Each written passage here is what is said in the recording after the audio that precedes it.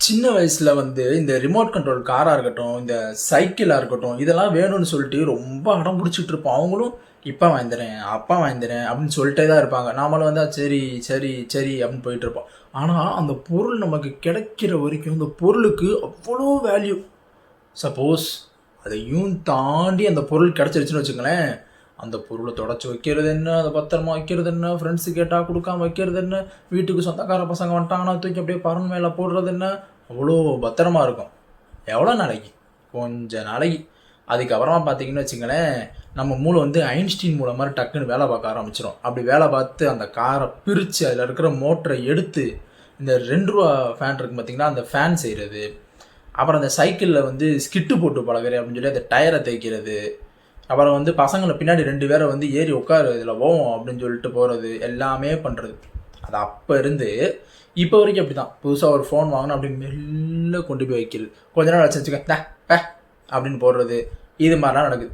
இப்போ இந்த விஷயம் எதுக்கு நான் சொல்கிறேன் அப்படின்னா, இந்த விஷயம் வந்து திங்ஸுக்கு மட்டும் இல்லை, வேலிடான ஒரு பொருளுக்கும் சேர்த்து தான். அது சொல்லப்போனால் அந்த பொருள்னு சொல்ல முடியாது, அது ஒரு ஃபீல். அதுதான் லவ்.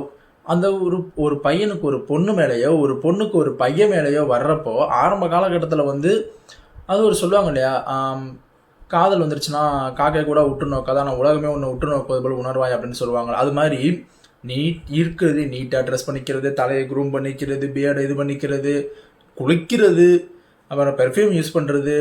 ஸோ என்னென்ன பண்ணணுமோ அது எல்லாத்தையும் பண்ணுறது. அதாவது அந்த பையனை இம்ப்ரெஸ் பண்ணுறதுக்கும் அந்த பொண்ணை இம்ப்ரெஸ் பண்ணுறதுக்கும் தான் நான் சேர்த்து தான் சொல்கிறேன். நான் பர்டிகுலராக ஒரு ஜெண்டர் மட்டும் நான் சொல்லலை. ஸோ தன்னைத்தானே அவ்வளோ க்ரூம் பண்ணிக்குவாங்க. லவ் பண்ணும்போது அவங்களுக்கு அவங்கள பார்க்கும்போதே அழகாக இருக்கும். ஏன்னா அந்த அவங்க ஆசைப்படுறவங்களுக்கு அது நல்லா தெரியணும் இல்லையா. ஸோ அதே மாதிரி அவங்க கூட இருக்கிறப்போ பார்த்து பார்த்து பேசுவாங்க. ஐயோ இதை பேசிடக்கூடாது, இதை பேசுகிறவங்க ஹர்ட் ஆயிடுவாங்க, இதை பேசினா அவங்க இரிட்டேட் ஆயிடுவாங்க, இதை பேசி உங்களை அப்செட் பண்ணிடக்கூடாது அப்படின்னு பார்த்து பார்த்து பேசுவாங்க.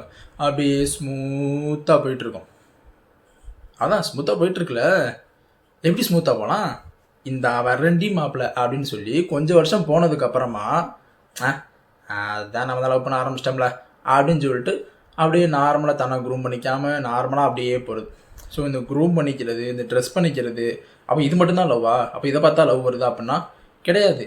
ஸோ தான் விருப்பப்பட்டவங்க அப்படி பார்த்துட்டு திரும்ப இப்படி பார்க்குறப்போ அதுலேயே வந்து ஒரு 20 மார்க் உங்களுக்கு போயிடும். அதுக்கடுத்து நான் சொன்னேன் பார்த்தீங்கன்னா, அந்த கேரக்டர் இதுக்கு தான் பேலன்ஸ் இருக்கிற 80 மார்க்ஸுமே இதுக்கு தான் வருது. ஸோ இதில் என்ன அப்படின்னா, ஆரம்பத்தில் வந்து இப்படி இருக்கணும், அப்படி இருக்கணும், அவங்க பர்த்டேக்கு அது சர்ப்ரைஸ் பண்ணணும், இது சர்ப்ரைஸ் பண்ணணும், அவங்களுக்கு அது வாங்கி தரணும், இது வாங்கி தரணும் அப்படின்னு சொல்லி பார்த்துக்கிட்டு போக போக அது எல்லாத்தையும் அப்படியே லூஸில் விட்டுருது. நமக்கு தான் கிடச்சிருச்சுல அப்படின்னு சொல்லிட்டு எல்லாத்தையும் ஃப்ரீயாக விடுறப்ப அவ்வளோதான். அப்புறம் என்ன, புட்டுக்க வேண்டியதான், புட்டுக்கிட்டு போயிடும். அப்புறம் வந்து லவ் போச்சு, அது போச்சு, இது போச்சுன்னா ப்ராப்ளம் எந்த சைடுன்னு பாருங்கள். இல்லைப்பா நான் கரெக்டாக தான் இருக்கேன், நான் எல்லாமே கரெக்டாக தான் பண்ணுறேன், நான் ஆரம்பத்தில் லவ் பண்ண எப்படி ஆரம்பிச்சனோ அது மாதிரி தான் எப்போவுமே நான் இருக்கேன், அவங்கள எப்போவுமே நான் அப்படி தான் லவ் பண்ணியிருக்கேன். அதையும் மீறி வந்து எனக்கு பிரேக்கப் ஆயிடுச்சு அப்படின்னா 20 வருஷம் பெருசா, 4 வருஷம் பெருசா, அதை நீங்களே புரிஞ்சுக்கோங்க சரியா. ஸோ அதெல்லாம் பிரேக்கப் ஆச்சுன்னா அதெல்லாம் ஒன்றுமே பண்ண முடியாது. அதெல்லாம் வந்து மூவ் ஆன் பண்ணி அடுத்த வேலையை பார்த்துட்டு போயிட்டே இருக்க வேண்டியதுதான்.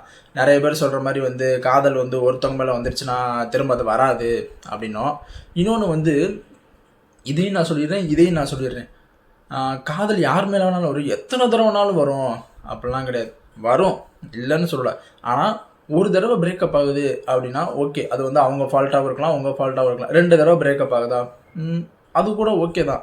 ஆனால் திரும்ப திரும்ப பிரேக்கப் ஆகுது அப்படின்னா பிரச்சனை உங்கள் சைடு தான் இருக்கும் சரிங்களா. ஸோ அது என்னன்னு கண்டுபிடிச்சி அதை சரி பண்ணிங்க அப்படின்னா தான் அந்த லவ்ங்கிற விஷயம் ஸ்மூத்தாக போகும்.